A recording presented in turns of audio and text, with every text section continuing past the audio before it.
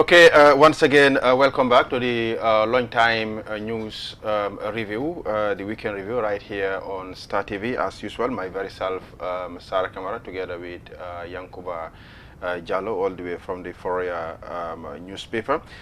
Today we'll be talking about some key issues, looking at the news that has passed here on Star TV. That include the speech made by His Excellency, that is President Adama Barrow. We also be talking about the transport union, the saga that they have between them and the government.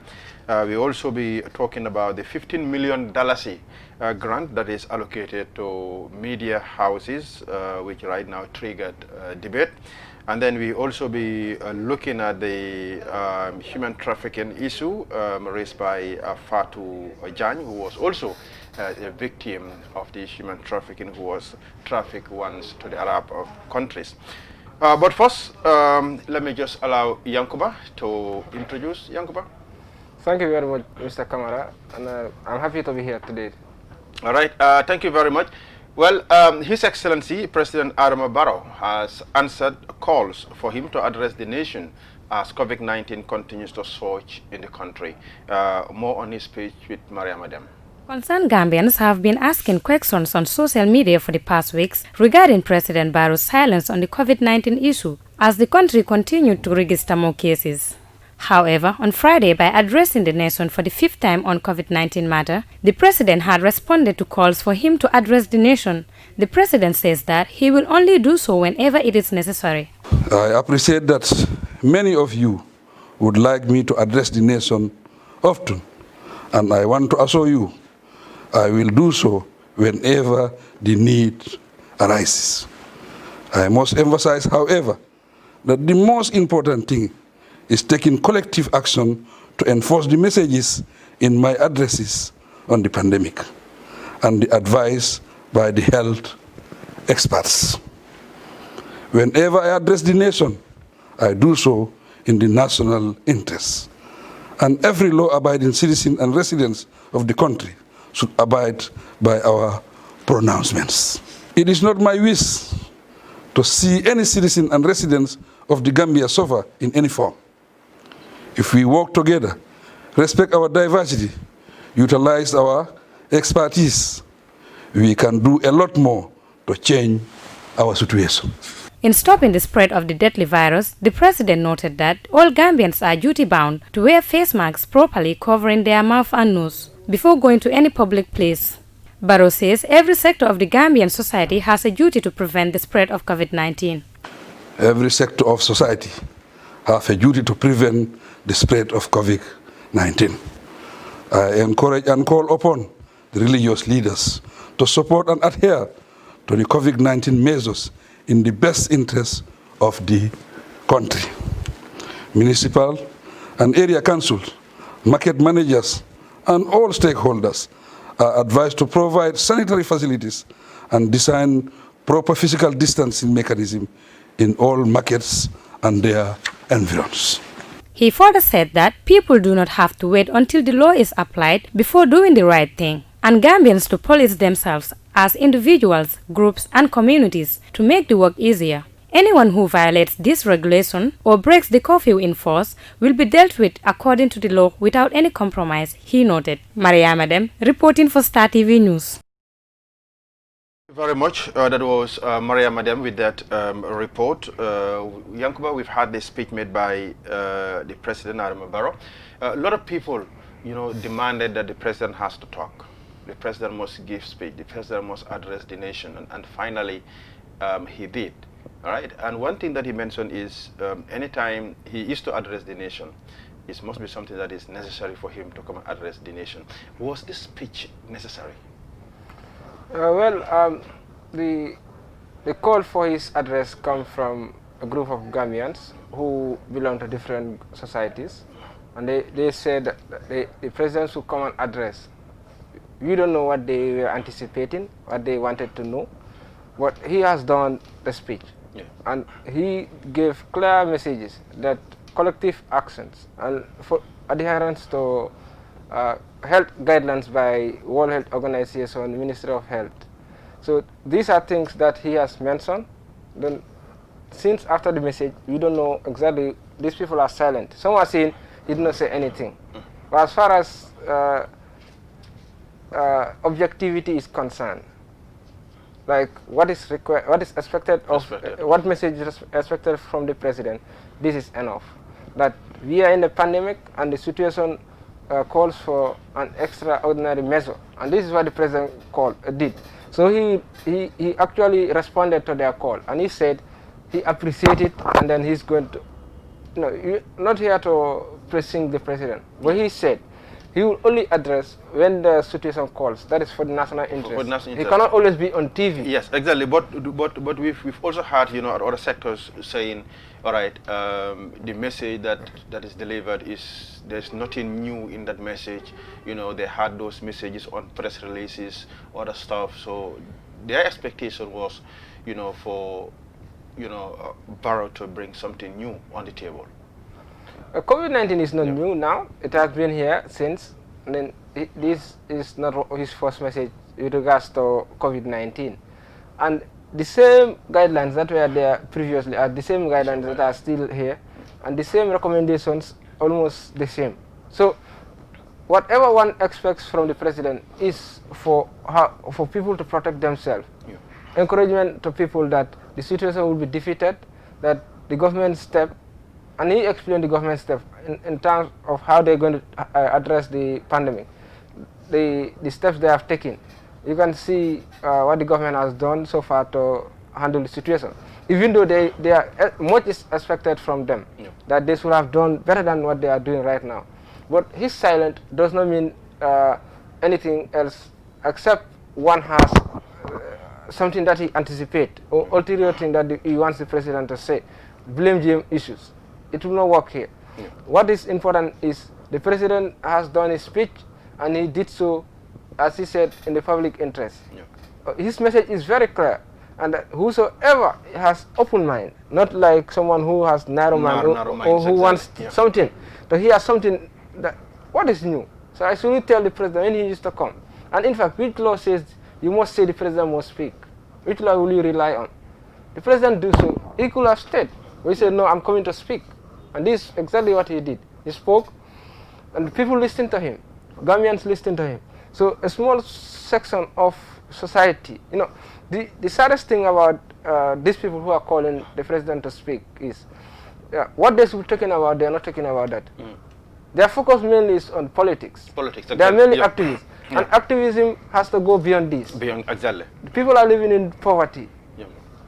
There's no proper planning. You call ourselves youth activists, human rights activists. So that all activists you're calling yourself, what are you doing? What is your perception in the area that you are? That you are specialized in. Exactly. So activism is about changes. Like, for example, youth activists. Look at the policy framework of the country. The government is giving a license to fish, foreign fish, and they are fetching fish in our rivers here, taking it away. We also have agricultural lands. Real estate agencies are taking over everything. Exactly. In the next 20 or 30 years, only youth with strong capital can have land. Exactly. So these are things that the youth must influence. These are things that activists must influence. Look at the KMC, no garage. This is because no proper planning. There are a lot of things that they can talk about, not for the president to speak. When he speaks, are you going to tell him what to say? He has stated what he wants to say. Exactly. So what next? Exactly. What next? Maybe most of them thought that when they requested for him to come out and speak, he would not have come, because there have been rumors that, all right, since the vice president, was positive, for coronavirus, then the president might also be, positive. So they were anticipating to see the status of the president, even though it was published, that the president tested positive. But some section of the Gambian population, never believed that. Yeah, the president tested negative, sir. Yes, negative. So Negative. You cannot give with right hand. You're waiting for the left hand. That's what they were doing. Some do not believe that the president was well. They thought that he also contracted the virus, that the message from the State House that he tested positive was a fake message. Yes, exactly. Yeah. So they wanted to see him. There are a good number of people who want that. That is true. But whatever the case is, why do you want the president to address? What were you anticipating? And why, in fact, you are petitioning the National Assembly to do what? Exactly. These are things that, you know, a lot of things are there that people can talk about. That's why, as far as about the activism of the Gambia is to discuss, there's a lot that people must read about. People must know. They must learn from the previous activists. Who amongst them is ready to sacrifice? They will not meet, you know, these are things, you don't want to expose them, you know, but they will not talk about issues unless they have money.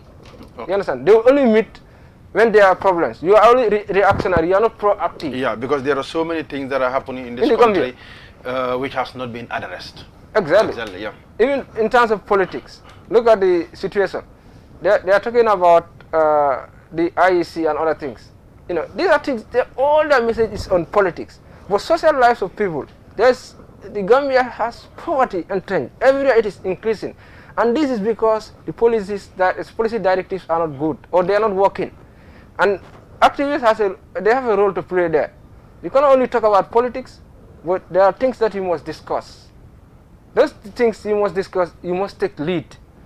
Tell the government, make your demands. The government invest in human development. That's the most important. Government is investing in roads, schools, and other things.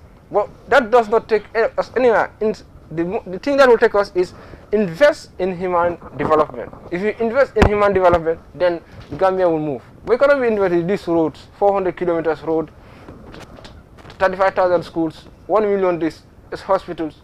They are good, but human development.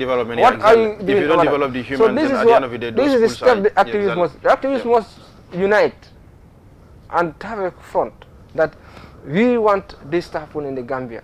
Activism is about changes, not always protesting. But I think sometimes the only time activists make noise is when there's an issue with government. That is the only place it's not even sometimes, it's the only place they make noise. Yeah. That the government is not doing this, the government is not doing this. Yes, it's true, you can always make those demands, you understand? But the most important thing is, what are you doing? You're calling yourself activist, it's a cap you're wearing. It's like a police officer who should be on duty. You have to be there, always at the station. When you say 8 hours that you must serve, you have to be there. So activists also, you are wearing a cap. I'm a youth activist. What are the predicament of the youths? What do you have to offer? Is it ideas? What steps are you going to take? What are you doing? Apart from workshops, what are you doing? Apart from calling and going on writing, you condemn this. What are you doing? Gambia cannot move in this type in this line. So whoever anticipates otherwise, apart from what the president said, the person can come out and say, this was what I was anticipating the president to say. Yeah. The message is clear that people must take precautionary measures. Exactly. The fight for this COVID-19, the fight against COVID-19 is still on, and that everyone has a role to play. That's why it's a collective responsibility. And this is what exactly is expected, even from the activists. Yeah. This is what is expected from every genuine person, that whoever does not believe in COVID-19 should now realize that the situation now exists in the Gambia. Exactly. But despite the message of the president, we've seen, let's say, funerals. You know, they say public gatherings. We should avoid public gatherings. We should avoid not wearing masks in public gatherings also. But nowadays, you look at funerals. All right. Any funeral that you go, at the mosque, you know, at the compound, people gathered. Some of them don't wear face masks. Some of them don't even sanitize themselves.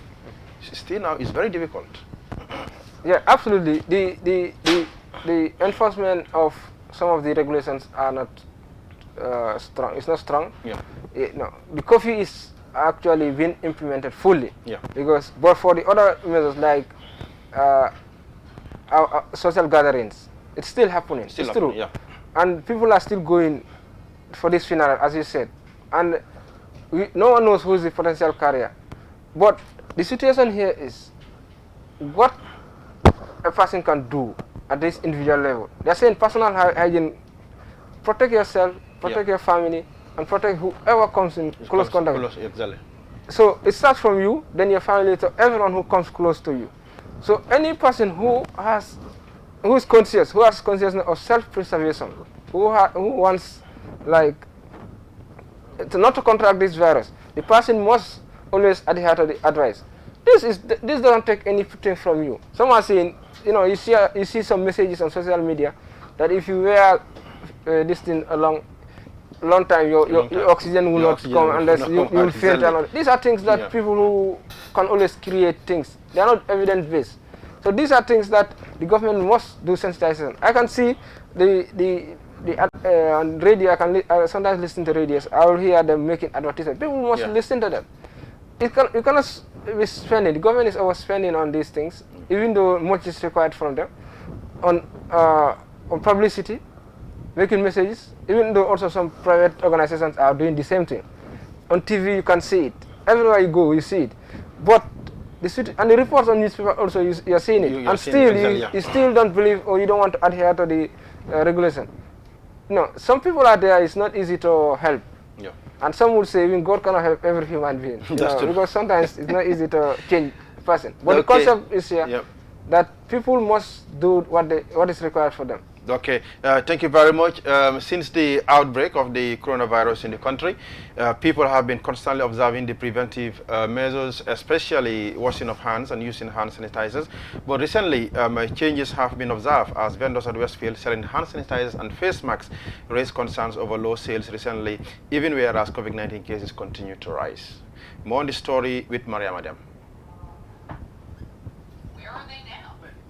Since the outbreak of the global pandemic in the Gambia, it is the first of its kind that the government of the Gambia is providing funds for the Gambian press with an amount of $15 million. Sekou Jammeh said the funds have triggered a debate in many aspects. Of course, it has triggered a debate about mainly, how the funds should be distributed, who is eligible, what could be the eligible expenses.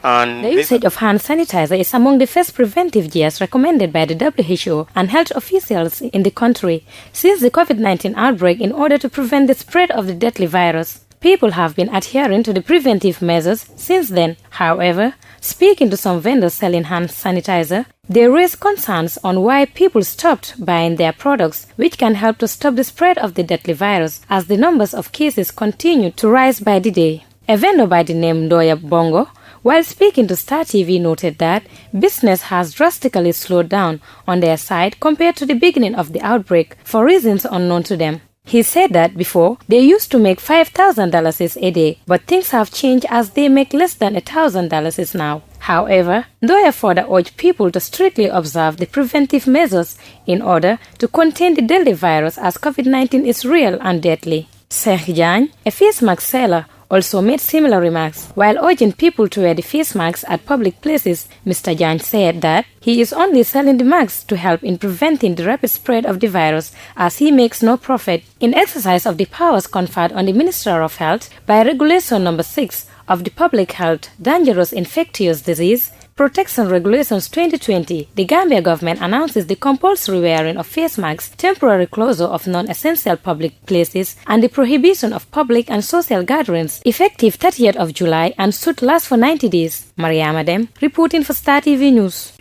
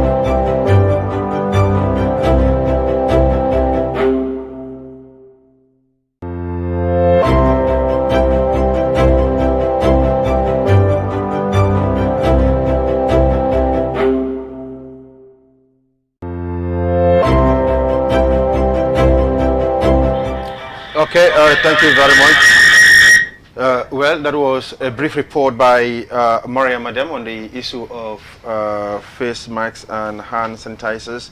We've seen vendors at Westfield complaining. We all know that coronavirus is on the rise. but according to them, they are not making sales as they used to before stage of coronavirus. Yes, it's true that they are not making sales. It's not like people don't want to buy, but people have more than enough. If you realize councils, some political parties, individuals, some organizations, all of them participated in helping people get this Face mask. So if people have it, they may not need to come and buy. But as far as the observation I observe in the town, I see that there's high compliance in terms of face masks. So the sales may not be actually people don't want to buy, but maybe because people have it. And so people, tailor shops are helping their neighbors get it. People come in their clothes and then they help them get a face mask. These are things that it cannot be at one side. Many people buy it from another end. So the sales, as far as so people must not take it like there's no need for buy, but actually people have it. Okay. So what about the issue of hand sanitizers? Because according to WHO recommendations, you need to, at least, wash your hand or sanitize your hands, every now and then. But it's very rare you see people, sanitizing their hands every now and then. Yes, hand sanitizer is not common in the Gambia. Yeah. As far as, if you observe also, you have many places where you have these buckets. Yeah. People will pass, wash their hands. Some may not have, this COVID-19 come with a situation. Yeah. The situation is economic hardship is on the people. So hand sanitizer, so a person who is thinking of what to put on, what to bring for the family, may not have the idea or mind to buy hand sanitizer, but let me pass by there, wash my hand, or at my home, let me fill a full bottle of water, put their detergents, so that my family can wash I can also wash my hand without, it will not even cost that hand sanitizer. Hand sanitizer may cost $50 or $75. Yeah.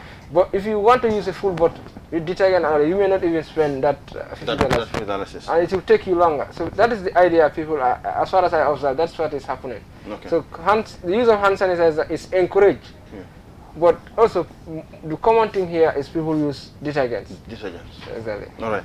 Okay, thank you very much. Now the Gambia Transport Union expressed frustration over 19 of their trucks that have been seized while conveying timber, indicating that for over 3 months, Senegalese soldiers have the truck unlawfully. At the Brikama Magistrate Court made an order for the vehicles to be released while the matter of the timber continues before the court. But since 16th of July up to date, those vehicles are still in custody. The union urges the government to release the trucks or face strong retaliation. Let's hear from the president. Good morning. Star FM, Star TV. My name is Omar Sise, the president of the Gambia Transport Union. I'm very happy to have this interview with you guys regarding to our vehicle at the custody at the Senegalese military at West Coast Region, Kanel Line. Over almost 19 vehicles are under custody by Senegalese forces at Kanelai. According to them, those vehicles are doing illegal transportation on timbers. Over 3 to 4 months, the vehicle under our custodies. We reached to the authorities concerned, we lodged a complaint to them. After then, the government put the matter before the court. So those vehicle owners or the drivers are pleading guilty. The court fined them and charge them, each of them different fines and 1 month's imprisonment. So as of now, all of them pay their fines to the Ministry of Justice. On the 16th July 2020, court made an order so that they can release 19 vehicles. But up to date, those vehicles are under custody. We are discussing. I went there several occasions, 2 times at the PM, so that I can discuss with them how to release those vehicles, but I don't see any way forward. I read to the authority concerned, I discussed with them, but I see it's very important to come out to put our position on this. Because as a Gambian, we cannot sit here, our court make order somebody or non-Gambian refuse that order, for me, that's an insult for everybody. We are not against anyone, but we want to be, our judiciary needs to be respected. Because those people have been impounded unlawful. Because how can they park somebody's property 3 to 4 months before putting it before the court? We see that this is unlawful. So for that reason, that's why we are very, dissatisfied in that situation. That's why we want the government to do something about it before it's getting too late. Because we cannot sit here and see that thing will be continued. No. So for that being the case, we are, appealing to the government so that they can do this before it's getting too late. Because as a Gambian, as a concerned Gambian, I think our court needs to be respected. So today is on the 19th. Those people are in custody, up to date. But I am sure the government will do something before it's getting too late. But on behalf of the Gambia Transport Union, we cannot discuss it in this matter. We cannot discuss with this because court order needs to be respected. We all know court makes its final judgment on the 27th. Court make order on the 16th, but still. Well, meanwhile, the union president said drivers in the country are also encountering problems pinned over the economic checkpoint in Buyam, highlighting that the checkpoint was causing accidents as he called on the government to look into it. More from the president. Good morning once again, Star FM, Star TV. My name is Omar Sise, the president of the Gambia Transport Union. I'm very happy to have for us as Transport Union, we see the location of the checkpoint is totally dangerous. It's not a strategic location. It's not, advised by the, road safety measures. The nature of the checkpoint is too critical. So we read to the authorities concerned so that we can look that matter proper and see how to protect our life, protect our properties. I think this is very important for road safety. But up to 2017, up to date, we don't see any significant development on those areas. Over 10 accidents occurred there. Properties have been damaged. Somebody property have been vandalized. All those accidents, thank God we don't receive any casualty, but it can be happen. And those people are all innocent. They are all doing their legal journeys. They are legal ways. So as Transport Union, we cannot sit here as an organization. We see and our members, St. Rider, have been vandalized. They have been victimized. Unnecessary situation. Look at the nature of the checkpoint. Are you living in a war zone? So that's the only strategy. Government can stop these locks. That's the only strategy. No, this is not a good strategy. I think government need to do this matter properly. More than 10 accidents have been occurred there. All these accidents, our drivers, their properties have been damaged. The goods are carried, they have been damaged. Some drivers have, injuries. But nothing came out of it up to date. So we cannot swallow this again. Government need to do something about it. Look at our government police officers. Look at our government military officers. Are they mounted these type of checkpoints? Go to Casamas here.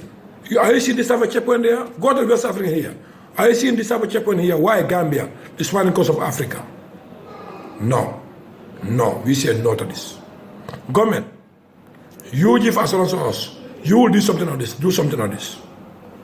We are not against anyone, but we are protecting our life and properties. We have the right to do that. Look at the nature of the checkpoint. It's on the bend, on the hill. Why our government security officer, they are not used to do this type of checkpoint? Because of, he can create accidents. I know they are very professional. That's why we are not used to this. So government, change your modalities. This is not the situation.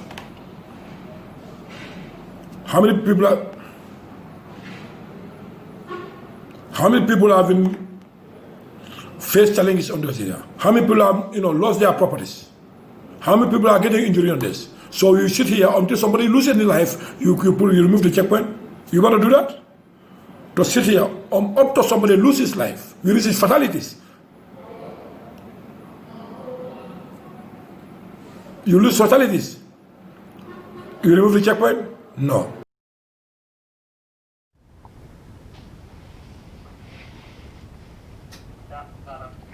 That is the president of the Gambia Transport Union talking about the issue of 19 trucks together with the checkpoint, which is manned by the ECOMIP military. Yankuba, we have that is the president of the Gambia Transport Union here with us. But before he comes in, what's your view regarding the checkpoint first? Before we talk about the trucks that have been that the court have already issued that this truck has to be released, but they're still now in the hands of the Senegalese soldiers. Well, the situation is too, how do you say, it's cumbersome. It's too, the ECOMIC as mounting checkpoint as if they are police officers. I think it's the responsibility of the police to do that.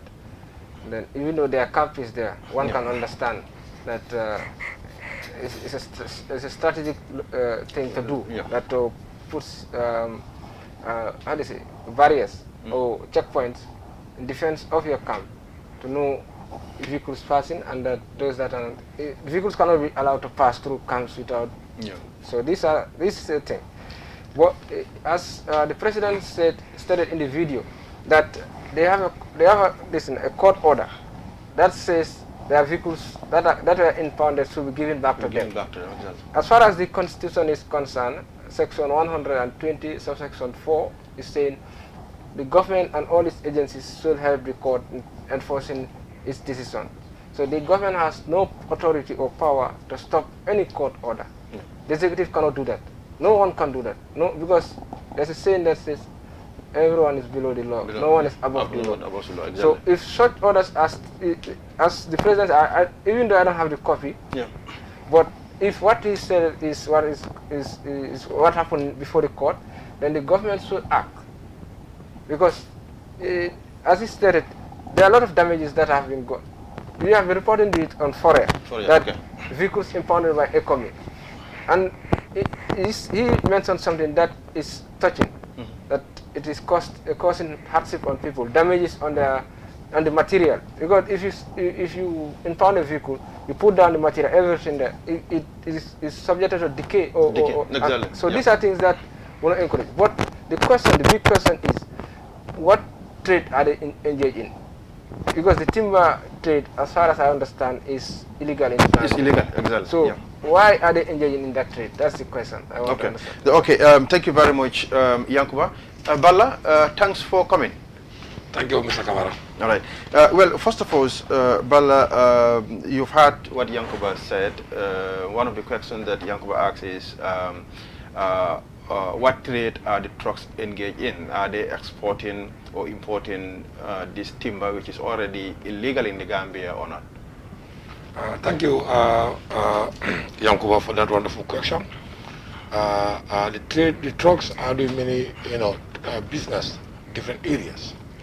But as far as we are concerned, we automatically talk on truck who are doing on, lawless duty. Because somebody who, do illegal transportation, you cannot expect a union to stand before you. Only automatic do that. That's why those vehicles have been impounded for 3 to 4 months. We will never comment on this. Because we know those people break the law of the land. That's why before the government put matter before the court made its final decision. I know now the court already respected. That's why we came in. I started the courts. I know the judgment. On the 16th July, government court made the order. Now, I part of the team who took that court order to the Canal Line. But the response I get these people on that day, for me, it's not a sign of nice word. What was the response that you received from them? The commander there, I came there to report and turn over the document to him. He said, "This is too cheap." I said, "No, here is the decision of the court is too cheap." It's too cheap. I said, "Here is Gambia. This is our law says. You need to respect it." So we move. They say, let's give them now 1 week. Maybe there can be communication within them and the authorities, or their command at the Fajara, for example. But since on the 16th, up to on the 16th, 1 month, within the same country. Yeah, but when you received a response from the command, you know, at that checkpoint, okay, did you communicate back to the court, you know, that, you know, give the order for these things, you know, to be carried out? I don't think that's my duty, because I go with the court bed list. Okay, you were with the belly. Okay. Yeah, that's not my duty. Yeah. I'm not working at the court. I don't know who's, you know, in charge of the court. I just know my area. But my belief is, as a Gambian, any court order is respected. Yeah. So you said you went there. So your engagement with the government. No. What is the response of the government in regards to the court order? Because, you know, the economic is a situation that brought them here, and they're here. They may not talk to you directly, but through government engagement, yeah, they will understand that these vehicles should be released. So have you engaged any government agency, department or ministry? For me as a Gambian, I don't believe court made an order we can sit and discuss about that again. For me, for my individual opinion. But before those people have been seized, we meet government. These people need to put before the court. Be different allegation. You cannot prove it. Go to court, they can bring their defendants, or you government bring his defense, so that you can have to proceed water. Government do that, we support that. But it's a little bit late, because you cannot import somebody property 3 or 4 months before putting it before the court. He can come here and be innocent. You can charge for, you can claim for damages, according to our national constitution. But government put matter before the court. If matter went to court, I think government knows something about it, because the judiciary is on the ministry. Yeah. So the court, I think the police are the one who proceeded those people. So I don't think you need to sit and discuss about that again. In the time court made order, the court made his staff put that document before them. So that means government are already summoning. So for me, government need to force that it doesn't really happen. But on over 1 month, 2 days, things have been, our drivers have been going there both day and night, but they're not allowed to enter their camp. Don't allow them to go into the camp. Yeah, to have access to their vehicles. Yes, but in new development on the 19th, the court, before they import 19 vehicles, that we report to the court. But after the court judgment, we meet only 10 there. I don't know why it's 9 here, but we meet 10 there. Okay. So on the 19th, that day we study, it's my break here, they released 8. Okay. So yesterday or day before yesterday, they released 2. So now no vehicle have been custody. Okay. They are all been registered. Okay. All the vehicles have been released. Yeah. Now, exactly. Yeah. Okay. Now let's go to the issue of the checkpoint. The checkpoint, is it at a very strategic location? Because I heard you say it's on a hill. Yeah. Yeah, Mr. Kamara, as a government or as a transporter, I'm an expert on this. I went to West Africa, many countries with the vehicle, route. And the road safety measures, I know something about it. You cannot put a barrier or obstacle at the bed or at the hills. Okay, automatically, if you are from the hills coming down, you have something to push. So just like that, you can lose brake. Anything can happen. Yeah. That's why it's not a strategic location. We all know that checkpoint is at this bend and the hills, the both sides. Whether they are from Greater Banjul or they are from province, it's both sides. So since 2018, our vehicle I met the authorities concerned. I myself, 2018, I went to ECOWAS headquarters at Fajara. I have discussion with them, with my colleague and one Gambian protocol there. I remember his son, Mr. Sise, something Mustafa Sise, if I could recall. We discussed on this because in that day, one vehicle from provinces carrying firewood. He has all necessary documents from the government, from forestry, all necessary documents. They import the vehicle for 1 week. I went there. I want to discuss with them, but they don't allow me because you can only go to Fajara to see our commander there. Okay. I went there, I met the commander, I discussed with him about this vehicle. On that day, I know those Senegalese forces is not part of the economic. That's why I used to call it Senegalese forces, not economic forces. Because they told me there, these people are not part of the economic condition in this country. This is Barada between Gambia and Senegal. That was 2018, early 2018. I went. That the people mounting that checkpoint, they were not part of the economic forces. They are not part of the economic forces. Yeah. But they are in Gambian soil. Yeah. But I think Gambian government, Senegal government have that right. That is the government mandate. Government has the right to do that. Right. So we went there. I went to continue with the Minister of Transport. That was 2018 to talk about the issue, because I don't believe the government satisfies someone, give you authentic document, end of the day, somebody stops it and this is not true. So that means you are belittling the government. I proceed the Minister of the Director of Forestry, Mr. Mohamed Jete. We discuss about the issue. End of the day, they offload those firehoods, leave the vehicle go. I said this is not fair. So that means government is not truthful. How can you authentically, give somebody authentic document? End of the day, they offload those goods. We have the forestry, but I'm not supporting illegal transport. For me, timbers have been, have been banned by the government. Everybody who failed to do that, any consequence you need to face it. But from my point, as a transport union, those people have an accident, they are all innocent. None of them carry locks. None of them carry locks. Those who have an accident there. Okay. So this is our concern. So let me learn. Some people have been on transits, they have accidents, their vehicle have been damages, some people have been injuries, the materials out there. We take that responsibilities. We see how to manage that. If you want to discuss, you don't know who are you going to discuss in this. Because of the checkpoint, that's why the accident happened. Even on the 8th July, accident happened there. Somebody from Frafeng with the cement. He came there, they say he failed to stop. They spoiled his 4 tires. That used to happen there. This is, bring people to anger. So that's why we call government. Government have a different strategies to do things. But I don't think this is the only way to stop this illegal transportation. Because for me, this advantage must impact make advantage. Because any accident, somebody can lose his life there. Last time, one truck failed one small vehicle there. And so unfortunately, alhamdulillah, we don't have any casualty. But it can be happen. So this is our point. That's why we say that nature of accident is not strategical, and it's not professional. Anywhere in this world, West Africa, even Casamance here is not there. No, I think Gambia is a peaceful country. Did you engage with your ministry regarding this issue? Yeah, I say since 2017 we are doing this. Since 2017. One thing to point out is a military camp will always require a checkpoint. Checkpoint, yeah. You understand? The camp is there. That has been there since the economic come, I think. So they cannot be there without a checkpoint. Even though the location may be bad, when that situation, one can understand why they are there.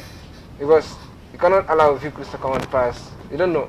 Yeah. The security things, I'm not an expert in that, but I believe that's what I see. Even Yundum barracks here, and all other barracks, I see the same thing. So I think it is not wrong that you have the checkpoint there. Maybe the manner you're saying, the structure, the way it is arranged, because I've passed there, I've seen how they do it. I also believe that it is at a wrong place because of the cough. Yeah.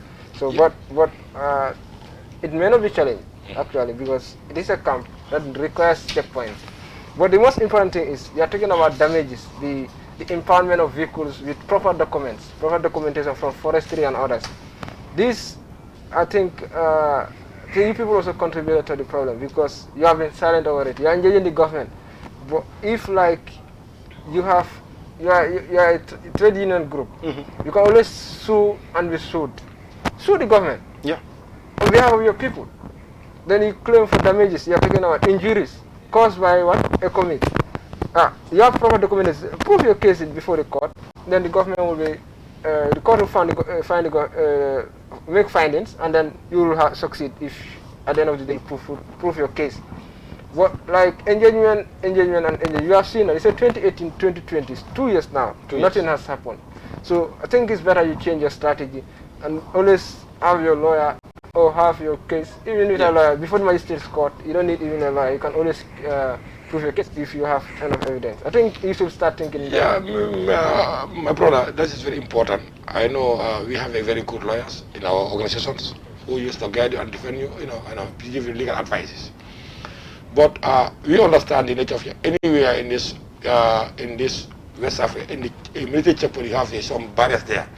Before coming out, you have a military congestion here. Even Kunda here is there, Kunda. Yeah. Go to Farfenye. Go to different buses. But you come and stop, you dive and move. But here you used to like this. This is our problem. And most of drivers, if West Africa, you use a lot.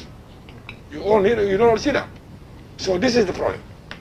But people cannot use like a snake. He cannot. End of the day, he lose balance. Yeah. He will fall down. This used to happen. 2 businessmen from Guinea Conakry. Now they are not coming to Gambia because they have vehicles that have been sold there. Maybe they are at the end of their life. Yeah. So that's why I say government need to have a different measures, not only this one. Okay. If government want to get, they have from Senegal to Gambia, you have different places. Okay, now you can, for example, you can put one barrier here, one barrier here, like 100-meter difference. Before you arrive, you have, slow down point here, you slow down and move. For me, checking point, police use the mountains for check the vehicle license. PI use it to check the weapon and so on and so forth. Yeah. If the Senegalese allow those, government allow those military to do that, let's tell us. We want this military to check their vehicles. Let's tell us, we are human beings, we are Gambia. Yeah. If it's for us, it's not good, we inject them, you can bring our opinion board because we are Gambian. We want to defend this country. So this is my point. But you cannot come, because for me, I believe in West Africa, I see military checkpoint, you come and do a slow down, you move. But I see those people start requesting their driver's documents. Can I see your driver's license? I think this is, supposed to be our mandate to our Gambia police force. Okay. As somebody told me, those vehicles are being impounded by Senegal. Whether our security forces are not at route, before passing Hamlet's checkpoint before Kanila, they impound there. It can be a few questions. Our security forces are not working. But I have another question. How many locks have been in town here? Where are they passing? Are they coming through flight? My brother, what is happening, you all know. For me, if I told you to tell my members, everyone who do this legal transport, don't even bother to come. But I think those people are innocent, are not part of it. Those people have been victimized and been victimized. This is our point. Okay, so finally, what next steps are you going to take? We started discussing with the government on this. We will thank them for their wonderful job they do for us on 19 and 20 to release those 10 vehicles. Yeah. We really recommend that. We really thank for it. We expect that from them. As far as we are concerned, we are trade unions. We are not the politicians. We are not involved in politics.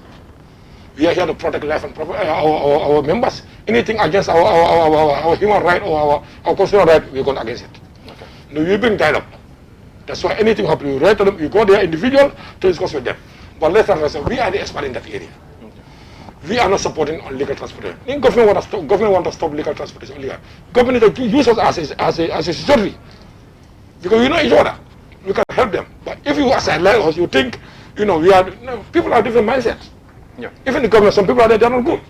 But let's try to bring somebody who can help you. But for me, life is more important than anything in this life.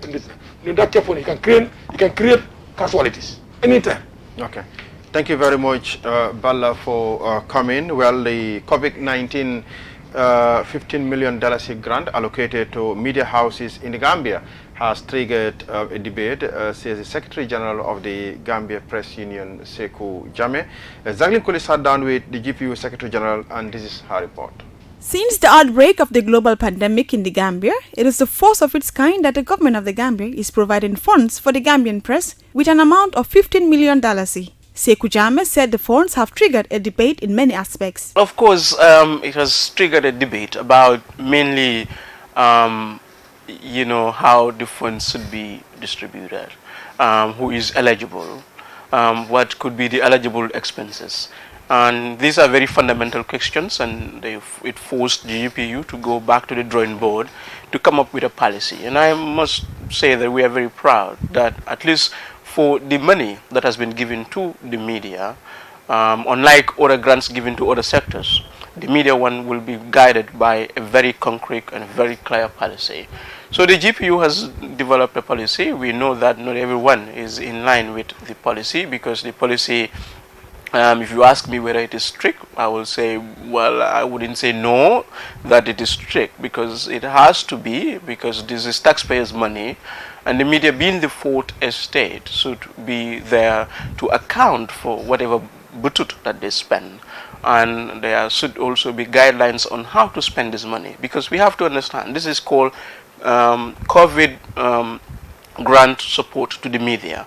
So it is to strengthen the institutional capacity of the media, as so far as it has to do with media's reporting of COVID, and not to take care of the entire expenses of any media house. And Sekou added that when the policy was developed, there is a section which they call eligible expenses, which primarily would be the labor cost of frontline workers, whether they are staff or freelance journalists. Their salary should be catered for 6 months without delay, and the grants will take care of that.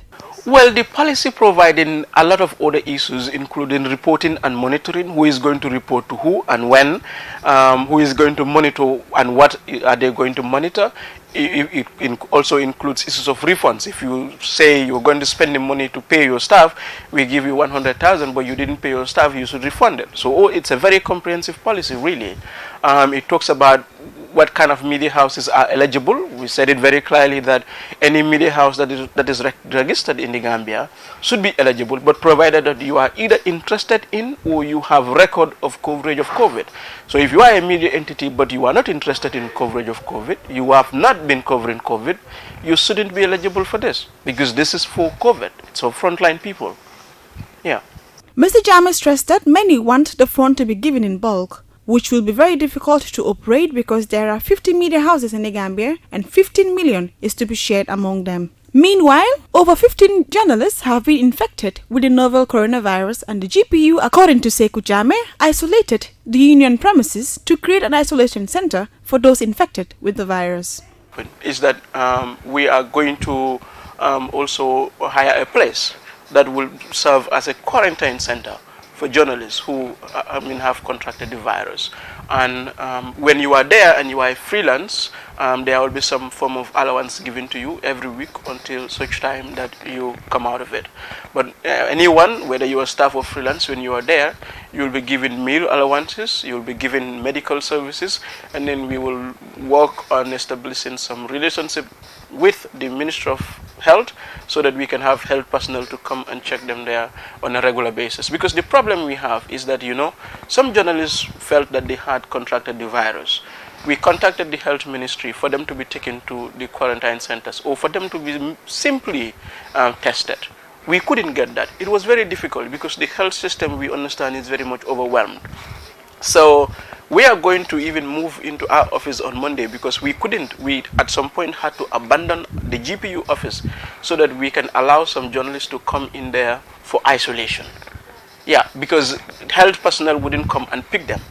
You understand? So we abandoned the office so that they can come in, but now we've fumigated the place, and we probably are going to get another place where we will send journalists for quarantine or for self-isolation. He further advised the journalists to read the advisory note made by the GPU to help safeguard themselves from the virus. Jacqueline Coley reporting for Star TV News. Well, that was the Secretary General of the Gambia Press Union, that is Sekou Jammeh. Yankuba, $15 million grant right now trigger debate between the GPU and some of the newspapers in this country. I don't say newspapers in this country. I would say, even some media houses, radio stations, of course. I think many of these media houses don't understand what is the $15 million grant meant for. I think that's where the confusion lies, because some thought that this money will come and take care of their expenses that they've already done. Yeah. It's very important that the common GPU for coming up with a policy. As far as the fight against COVID-19 is concerned, and the support from government to the media is, the policy is very timely and important. Before the beginning of the disbursement of the fund, there should be a policy to serve as a directive. And this is what the government and the GPU, in partnership with the newspapers, publishers and other associations, the Publishers Association, the broadcast and others, they are all. So it's important that people understand that the purpose of the grant, it is to strengthen the institutional and institutional capacity of news and information media sector to be more effective in delivering mandate in line with Section 207 of the Constitution. So this is why the grant was given. COVID affected all media houses, all sectors of the country, including the media houses. Exactly. So the government see the need to give the media $15 million, and it was approved by the National Assembly. So if it is given, there has to be discussion on how to go about it. Some believe it should be given, said. Some believe it should be taken. But it is my view that the position of GPU is the right thing to do. That it cannot be given to media houses like that without no proper, because money should be audited. It's taxpayers' money. Exactly. And then you want to hold the government account to account, and then we must be account to ourselves too. There must be proper auditing mechanisms. That if you are giving money for this, you must do it and present back that this is exactly what you have done for. If there's any remainder, you bring it back. If you don't use it, bring it back. Bring it back. So and he mentioned something that is very important. He talked about the issue of media houses who are covering COVID and those who are not covering COVID. You know, those who are covering COVID are eligible, and then those who are not covering it, they are not eligible to, you know, for this 50 million grant. You see, if you go, like he says 50. Yeah.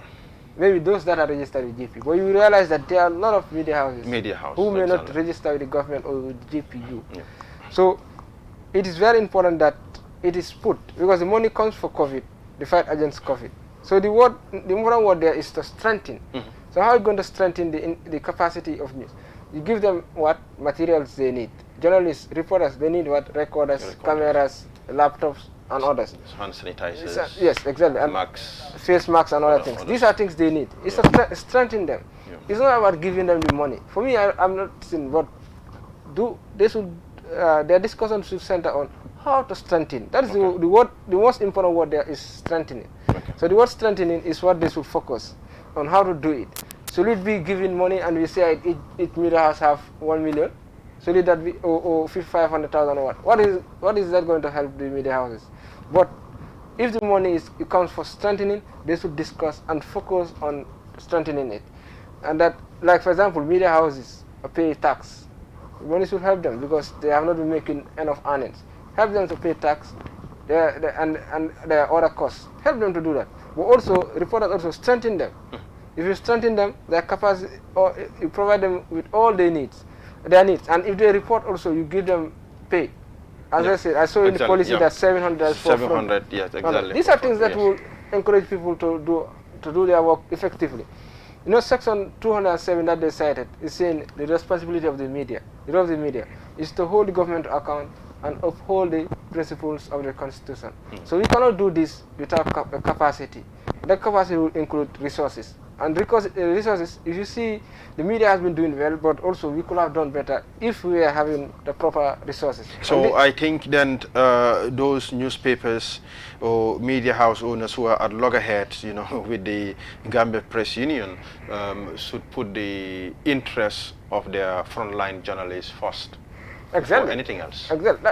The money comes for COVID. Yeah, exactly. Not for them. Yeah. They have their marketing officers. Let them try it on their own. They have been doing it. Maybe they are not being successful or somewhere. But this money comes for COVID. Let it be used for COVID. Yeah. Let it be used to strengthen the media. In fact, it is in their interest. Yeah. Some of the provisions that that was on their shoulder. You must provide the reporters with all they need. So you cannot provide it for them. Money comes. They want to use it, and you say no. Let's share the money. You don't share it. What is the assurance that you're going to give the reporters?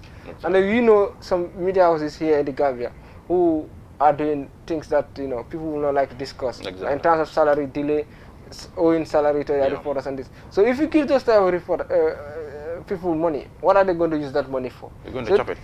That's exactly that. So reporters, as far as if we are watching. I say it here. We are watching. Yeah. But if in case they decide to share the money, we are going to make noise. We don't want to see. They should not share our money. Let them use it to strengthen us. Exactly. So if they want to share it, we're going to stand against it. And then it's going to create a lot of noise. A lot of noise. Yeah. All right, time is against us, so we couldn't exhaust all the topics, as you already know. But next weekend, we will try to engage the network of girls for human trafficking. Its founder, Fatou Jany, so that to know the status of Gambian girls who are in Libya, rather, who are in Lebanon, wanting to come back to this country. We'll be talking about that in our next weekend news review in a program.